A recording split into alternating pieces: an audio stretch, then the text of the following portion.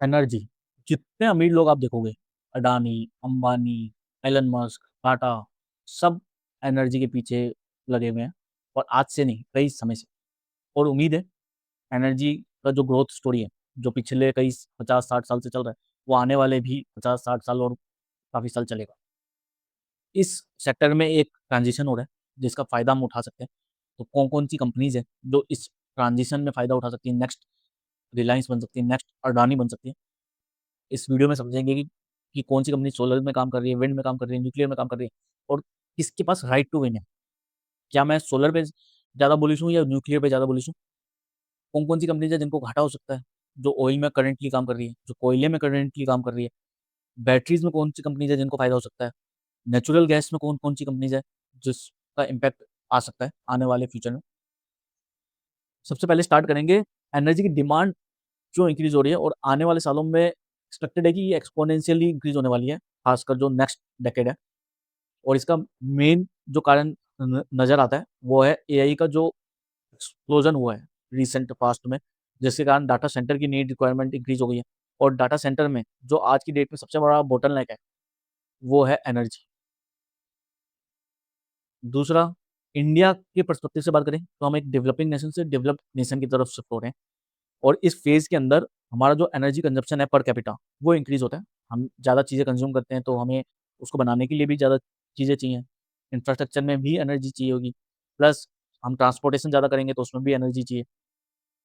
इस वीडियो में हम ये भी बात करेंगे कि जो ईवी का अडॉप्शन है, वो एक ट्रांज़िशन की तरह काम कर रहा है। उसमें कौन-सी कंपनीज़ है जो एक बड़ा रोल प्ले कर सकती हैं, जिनको फ़ायदा हो सकता है, प्लस सीएनजी अडॉप्शन की भी डिस्कशन करेंगे।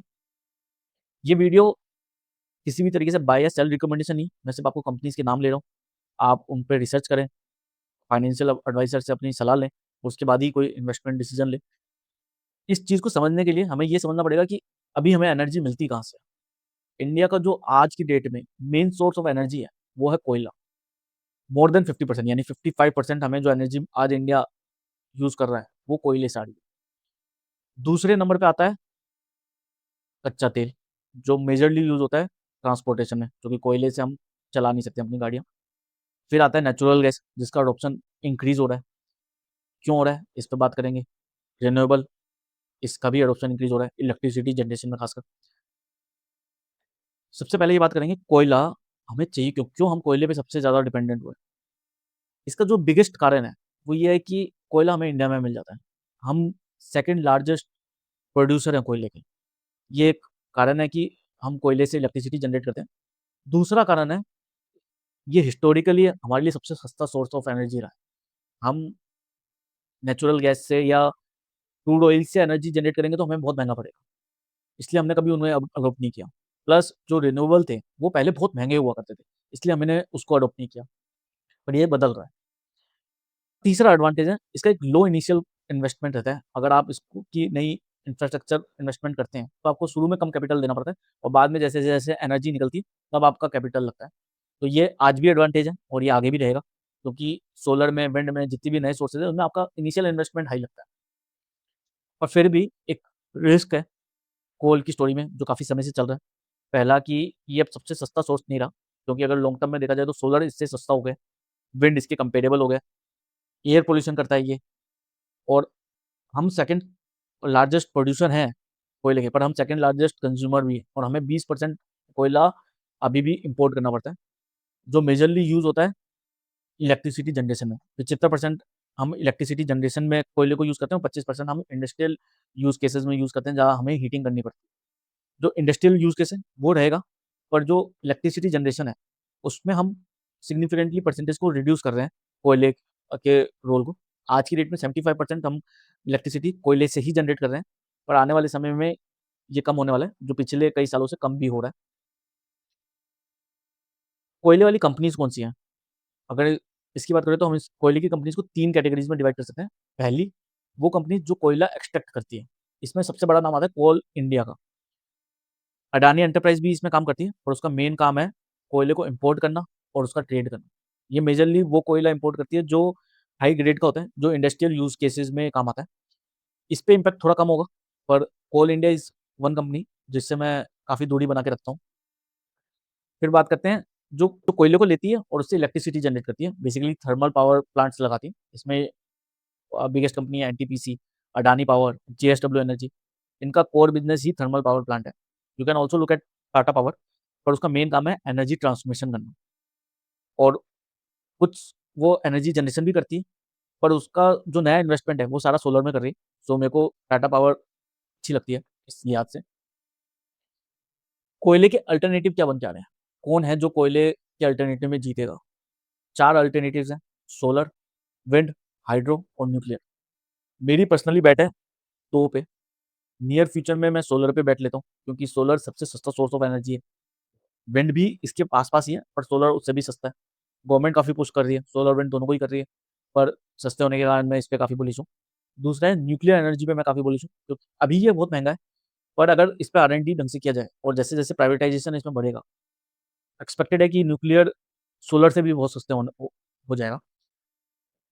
रिसेंटली इंडियन गवर्नमेंट ने एक बिल लेके आई थी, शांति बिल, और इस बिल में ये था कि गवर्नमेंट ने प्राइवेट प्लेयर्स को एंट्री अलाउ कर दी है न्यूक्लियर एनर्जी से एनर्जी इलेक्ट्रिसिटी जनरेट करने में। So that was a big thing. Solar energy में कौन कौन सी कंपनीज हैं, इनको मैं तीन कैटेगरीज में डिवाइड कर सकता हूँ। पहली वो कंपनी जो सोलर पावर प्लांट्स बनाती हैं। इसमें you can look at Adani Green, KPI Green, Waaree Renewables, Tata power.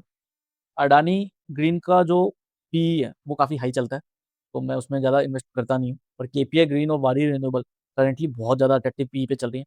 इनमें मैं इन्वेस्टेड भी हूँ, और मैंने इनमें काफ़ी पहले प्रॉफिट बुकिंग भी की हुई है। टाटा पावर भी मेरे को पसंद है, जो काफ़ी इसमें इन्वेस्टमेंट कर रही है। इसके बाद आएगा नंबर सोलर पैनल मैन्युफैक्चर करने वाली कंपनीज का। इनमें you can look at Waaree Energies, Premier Energies, Vikram Solar. इन कंपनीज के साथ एक इशू है कि इनका आज की डेट में एक मेजोरिटी रेवेन्यू यूएस से आता है, पर यूएस ने अपना एक टैरिफ इंट्रोड्यूस कर दिया है कि इंडिया से जो भी सोलर पैनल्स आ रहे हैं उन पे वो एक टैरिफ इंट्रोड्यूस अप्लाई करेगा। इसकी वजह से एक नेगेटिविटी है। वारी एनर्जीज एक ऐसी कंपनीज है जो इस टैरिफ को एस्केप कर पाती है, क्योंकि उसकी एक मैन्युफैक्चरिंग यूनिट है यूएस के अंदर, जिसके थ्रू ये उस टैरिफ को बाईपास कर लेती है। सोलर पैनल को बनाने के लिए हमें बहुत सारे रॉ मटेरियल चाहिए होते हैं, जिसके अंदर आता है सोलर वेफर्स और सोलर इनपुट्स। और आज की डेट में हम ये ज़्यादातर 95%, 99% हम चाइना से ही ले रहे हैं, पर इंडिया इन्वेस्टमेंट कर रहा है अपना खुद का सोलर वेपर बनाने का, सोलर इनवर्ट्स बनाने का, जिससे हम चाइना पे डिपेंडेंट ना रहे लॉन्ग टर्म में। काफ़ी सारी पीएलआई स्कीम्स है जो इसको पुश कर रही है। अडानी सोलर ने काफ़ी इन्वेस्टमेंट किया है, अडानी एंटरप्राइज का पार्ट है अडानी सोलर। बारी एनर्जीज इसमें काफ़ी इन्वेस्टमेंट कर रहा है, प्रीमियर एनर्जीज इसमें इन्वेस्टमेंट कर रहा है। इन सबको आप अपनी वॉच लिस्ट में रख सकते हैं। सोलर के बाद बात करेंगे न्यूक्लियर की। इसे भी हम तीन कैटेगरीज में डिवाइड कर सकते हैं। वो कंपनीज जो पावर प्लांट्स लगा सकें। इसमें एक कंपनी जो ऑलरेडी इन्वेस्टेड है वो है एनटीपीसी, क्योंकि वो गवर्नमेंट कंपनी है। अब प्राइवेट प्लेयर्स इसमें एंटर करेंगे, जैसे टाटा पावर ने काफ़ी इंटरेस्ट शो किया है, अडानी पावर ने काफ़ी इंटरेस्ट शो किया है, रिलायंस काफ़ी इंटरेस्ट शो कर रहा है, तो इन्हें आप ट्रैक कर सकते हैं। जब ये कंपनी इन्वेस्ट करेंगी तो सबसे पहला पैसा फ्लो होगा इनके इंफ्रास्ट्रक्चर पे। ऐसी कंपनी जो इनके लिए पावर प्लांट्स बनाएगी, इनको कंसल्टिंग करेगी। इसमें सबसे बड़ा नाम आएगा एल का, जो सबसे बड़ी कंपनी है इसमें, मैं इसमें इन्वेस्टेड हूँ। पावर मैक ने इसमें रिसेंटली एंटर लिया है, इसमें भी मैं इन्वेस्टेड हूँ। एचसीसी भी एक स्मॉल कैप कंपनी है जिसको आप अपनी वॉच लिस्ट में रख सकते हैं। इंजीनियर इंडिया लिमिटेड एक कंपनी है जो कंसल्टिंग करती है, इसे भी आप अपनी वॉच लिस्ट में रख सकते हैं। इसके अलावा न्यूक्लियर के इक्विपमेंट सप्लायर्स भी काफ़ी एडवांस सप्लायर्स होंगे, क्योंकि आपको इसमें सेफ्टी बहुत बड़ा कंसर्न रहने वाला है। तो इसके जो सप्लायर्स हैं उसमें आप भेल को देख सकते हैं, एमटार को देख सकते हैं, वालचंद नगर को देख सकते हैं, केएसबी, डब्ल्यूपीएल, आजाद इंजीनियरिंग, वीनस पाइप। ये कंपनीज ज़्यादातर एक हाई वैल्यूएशन पे ट्रेड कर रही हैं। वालचंद नगर एक कंपनी है जो अभी काफ़ी न्यूक्लियर पे इन्वेस्ट करती है, पर लॉस मेकिंग कंपनी है, पर मेरी वॉच लिस्ट में ये रहती है। आजाद इंजीनियरिंग मेरे को काफ़ी पसंद है। वीनस पाइप मेरी रडार में काफ़ी ऊपर है, मैं इसको ट्रैक कर रहा हूँ क्योंकि इसकी वैल्यूएशन भी काफ़ी अच्छी है। इन दोनों के बाद, सोलर और न्यूक्लियर के बाद, विंड एक एनर्जी है जिसमें मैं डिसेंट बुलिश हूँ, पर इन्वेस्टेड नहीं हूँ। इसमें you can look eight Suzlon, INOX wind and Orient green. तीनों अच्छी कंपनीज हैं, इनको आप ट्रैक कर सकते हैं। हाइड्रो पावर में मैं इन्वेस्ट नहीं करता हूँ, मैं इसमें न्यूट्रल हूँ। इट इज़ एनएचपीसी और एसजेवीएन, ये दो कंपनीज हैं जिनको आप देख सकते हैं। कोयले के बाद बात करें तो नंबर आता है क्रूड ऑयल का, जहाँ से हम 27% एनर्जी ले रहे हैं और मेजोरिटी यूज हो रही है ट्रांसपोर्टेशन। इसमें हमें क्या दिक्कत है और इसको कैसे चेंज किया जा सकता है, इस पर डिस्कस करते हैं। पहले बात करेंगे इसके साथ प्रॉब्लम क्या है। पहली प्रॉब्लम है ये हमें इंपोर्ट करना पड़ता है, 90% हमें ये इंपोर्ट ही करना पड़ता है, हम डिपेंडेंट है दूसरों पे। अगर कोई वॉर हो जाए, हम अटक जाते हैं। प्लस इससे हमारा जो रुपया है, वो कमज़ोर होता है, क्योंकि हम जितना इम्पोर्ट करेंगे, रुपया उतना कमज़ोर होता है। ये most expensive source of energy है, ये भी एक नेगेटिव है। प्लस ये कोयले की तरह ये भी पॉल्यूशन काफ़ी करता है। कच्चे तेल का यूज़ कहाँ होता है? जैसे हमने कोयले का समझा था, वैसे कच्चे तेल का यूज़ समझते हैं कि वो कहाँ-कहाँ पे होता है। तो इसका जो मेजॉरिटी यूज़ होता है वो ट्रांसपोर्टेशन में होता है, पेट्रोल, डीज़ल और जो हम एविएशन फ्यूल यूज़ करते हैं प्लेन्स के अंदर, उसमें इसका काम आता है। प्लस इसका एक मेजॉरिटी यूज़ इंडस्ट्रियल में भी होता है, खासकर पेट्रोकेमिकल्स में, प्लस पेंट में। तो जो पेट्रोकेमिकल और पेंट है, वो यूज़ केस अभी भी रहेगा। सो रिलायंस एक ऐसी कंपनी है जो पेट्रोकेमिकल से ज़्यादा कमाती है, पेट्रोल और डीज़ल से इतना ज़्यादा नहीं कमाती, तो उसपे इतना ज़्यादा नेगेटिव इम्पैक्ट नहीं है। पर जो कंपनी पेट्रोल और डीज़ल बना रही हैं या एविएशन फ्यूल बना रही हैं जैसे, उनको एक नेगेटिव इम्पैक्ट हो सकता है।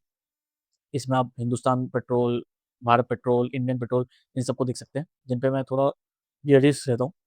एलपीजी सिलेंडर बनाने वाली जो कंपनीज़ हैं, ये भी same Indian oil, Bharat petroleum, BPCL, ये सब कंपनीज़ हैं, जिन पे नेगेटिव इम्पैक्ट आ सकता है।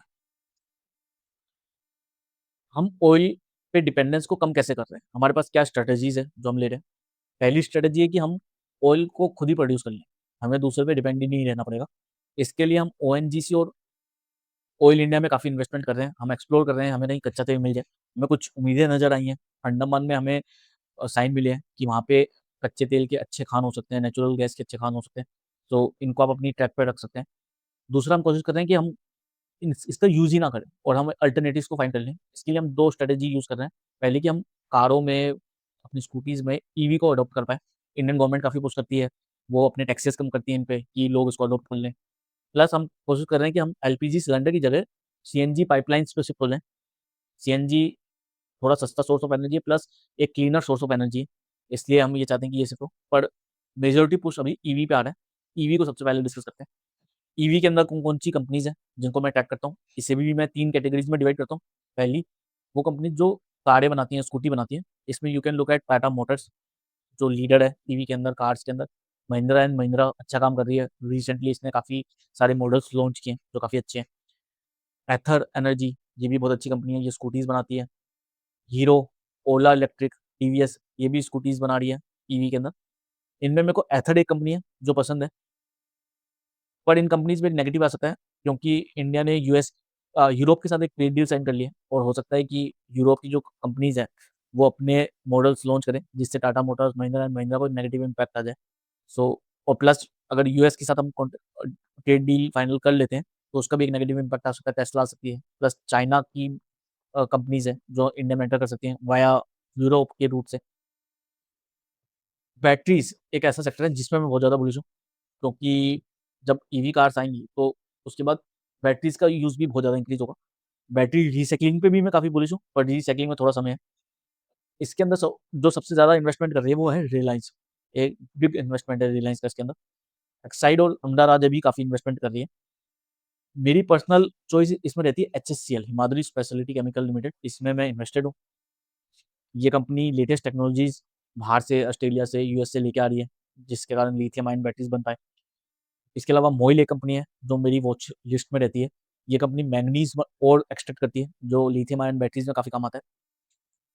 ईवी इंफ्रास्ट्रक्चर की बात करें, तो ये भी काफ़ी इंपॉर्टेंट है, क्योंकि ईवी का अडॉप्शन जब तक इंफ्रास्ट्रक्चर नहीं इंक्रीज़ होगा, नहीं बढ़ेगा, लोग कारें खरीदेंगे ही नहीं ईवी की।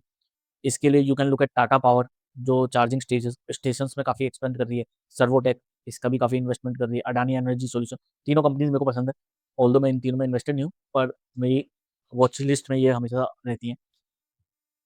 ईवी की बात करें, तो सीएनजी एडॉप्शन पे एक पुश चल रहा है, पर इस पे इतना ज़्यादा पुश नहीं है, क्योंकि जो नेचुरल गैस है, वो भी हमें इम्पोर्ट ही करनी पड़ती है। सो इस पर ये थोड़ी क्लीनर है, ये एक अच्छी बात है। इसके अंदर इंडिया कोशिश कर रहा है कि हमें नेचुरल गैस ही मिल जाए इंडिया में, तो उसके लिए ओएनजीसी और ऑयल इंडिया काम करते हैं। मैं इन पे बुलिश हूँ। अगर ऐसा कुछ हो जाता है, हमें नेचुरल गैस के सोर्सेज़ मिल जाएँ, तो एक डिस्ट्रीब्यूशन है जो काफ़ी एक्सपेंड भी करेगा। उसके अंदर यू कैन लुक एट गेल, महानगर gas, IGL, Adani total gas, Gujarat gas, जो पाइपलाइन का डिस्ट्रीब्यूशन करती हैं। पाइपलाइन से गैस लेना थोड़ा महँगा पड़ता है एलपीजी के कंपेयर में, क्योंकि एलपीजी पे एक सब्सिडी चलती है, तो इसके कारण इसका एडॉप्शन इतना ज़्यादा इंक्रीज़ नहीं हो पा रहा है। एक कंपनी है जो पाइपलाइन के लिए अपने पाइपिंग बनाती है, उसमें you can look at Jindal so, अगर आप इसमें बुलिश हैं। बाकी सिमिलर एक वीडियो मेरा डिफेंस सेक्टर पे है, जो आपको मेरे चैनल पे मिल जाएगा। बाकी turn on notification to stay updated.